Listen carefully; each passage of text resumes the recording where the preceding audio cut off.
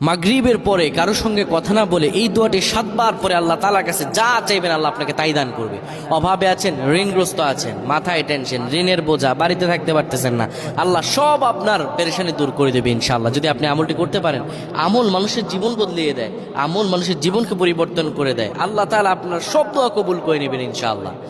মাগরিব নামাজের পরে কিবলামুখী হয়ে থাকবেন, কারো সঙ্গে কথা বলবেন না, কারো সঙ্গে কথা না বলে কিবলামুখী হয়ে আপনি পড়বেন আল্লাহুম্মা আজিরনা মিনান নার, আল্লাহুম্মা আজিরনা মিনান নার, আল্লাহুম্মা আজিরনা মিনান নার।